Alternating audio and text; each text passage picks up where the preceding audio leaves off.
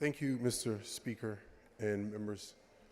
I wanted to read a definition because I realize that some people have gotten a little lost with what we're doing here and what's happening. I want to explain what is an economic engine. It refers to key drivers of economic growth, profitability, and value creation for companies, regions, or nations. When we were in committee, I brought up the fact that we were taking economic engines from already poor minority districts or districts that had been underrepresented or poor and underrepresented for many years. The point of that being is that we are taking from districts, for instance, Congressional District 30, which is where Congresswoman Eddie Bernice Jackson was. She used to be in the House. And let me explain to some of you who don't know anything about her. She was a woman who used to have to sometimes walk home from work because they would force her to be late so she would miss the bus. So she'd have to walk 5 miles, and then the next morning they would say, "Hey, Eddie, did you catch the bus?" And she would say, "Yes, I did." And they would laugh knowing that she had to walk 5 miles to get home in the afternoon. These economic engines give us the ability to call these companies and make sure that they're investing in their areas. It's not forcing them to, it's asking them to. But I want to give you an example that a lot of people in here don't have. I'm going to give you my congressional district, which a lot of times people want to say things like, oh, Democrat-run cities don't work well. Well, the reason that my Democratic city hasn't worked as efficiently as it should have for over 2 decades is because in 2003, when this body did a mid-decade redistricting, you cut off our economic engines. You gave us to a different part of a county, Brazoria County, that has nothing in common with Southeast Texas of Jefferson County. And it has diluted that power, and it broke us up. It put us with a group of people who had more retail when we are more blue collar and we're industry. So we are split between Orange County, we're split between Jasper County that is further away from us, but we're closer off when it looks to representation to Brazoria County, which is much richer and much wider. And our districts were actually very well minority. It was blacks, Hispanics, whites. It was a true coalition district of just people working together. And by the way, it was already considered a Republican district. But you cut off our economic engines. And so now we have 2 of my cities are considered 2 of the most poorest cities in the country out of 20.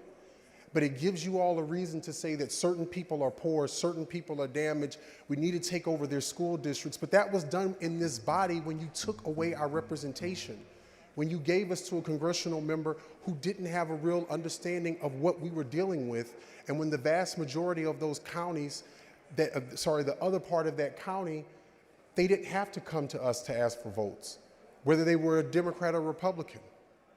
What you're doing right now to poor and underrepresented counties and cities is harmful. And I get winning, because we keep saying that this is about elections. But at what cost is winning everything?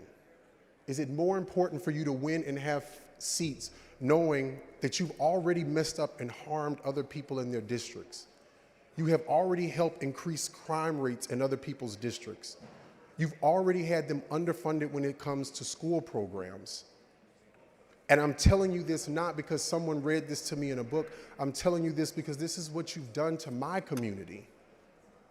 This gives you a reason to have people that will go out there and say racist things about Black and Latino and Hispanic people because you've created an environment that has festered with people who are living in poverty. I ask you to please vote no on this, not about politics, but about the fact that you are going to cause real harm to people, and you are going to cause harm to your own citizens by breaking up communities of interest. You are going to put people's lives at risk. And for all of you who live out in East Texas, I want you to remember this. If you live in Jasper and you're trying to get to the nearest hospital, or you live in Orange County, you're much more likely to die giving childbirth because a hospital is 40 or more miles away. And those are mainly a lot of the constituents that you all say you're creating districts for, but you've made their districts even poorer. This is what you're going to be doing to other people throughout this entire state. And it is devastating what you are doing to poor minority communities, but it's more devastating at the fact that sometimes you can hate someone so much that you will do irreparable damage to yourself. That is what you are opening yourselves up to, is that one day when the demographics shift, you will be in districts that you will not have any voting power. And it will hurt.